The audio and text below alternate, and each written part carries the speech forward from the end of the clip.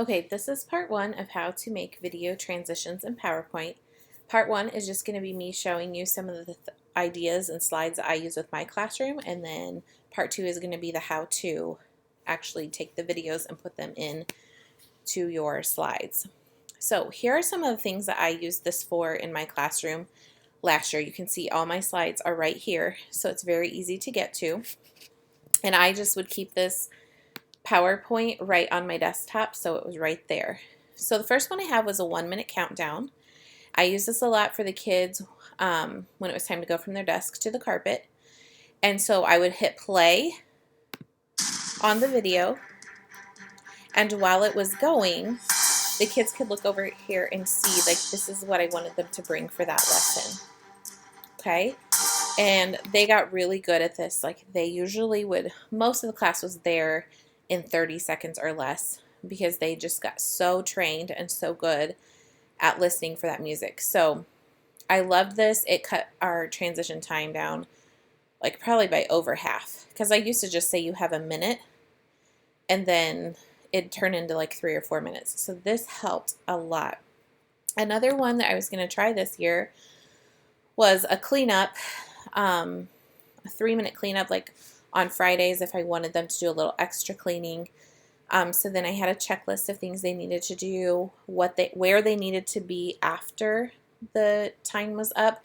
And this was Mission Impossible theme music. So I won't play that, but that's one way that I use this.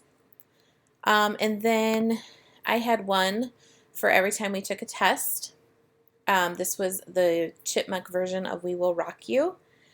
And then again, a checklist of things that they needed to have ready by the time the song was done. So if they were done before that with all of these things over here, then they could dance to the song until it ended, and then they would sit and we would take our test. So it pumped them up, but also like helped them get ready for the test and have their materials quickly. This was another new one, the Good Morning Song by Mandisa. This was something that I was going to probably do during our morning meeting after announcements.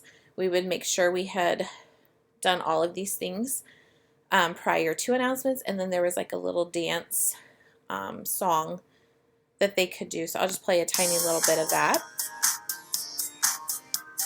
So just something to kind of like get everybody moving and ready for the day. Not something you have to do every day, but just a nice slide to have.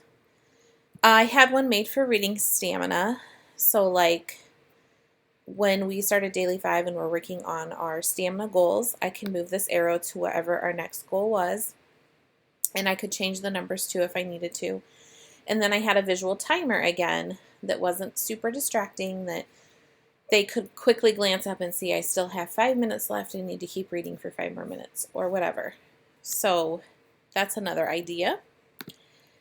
And then this one was for Read to Self. When all of the kids were reading, I always like to have like classical calming music in the background. And I like to have the anchor chart too, so that students can see what's expected of them and are reminded, and it's on the screen.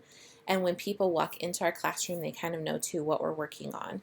So while this was playing, like this whole slide would be on the screen. And so you would hear the music and you would have your anchor chart of reminders of what everybody's supposed to be doing at this time.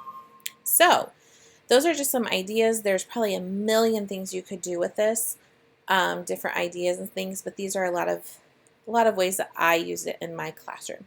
So if you're interested in this more and how to do that, then you'll want to go on to part 2.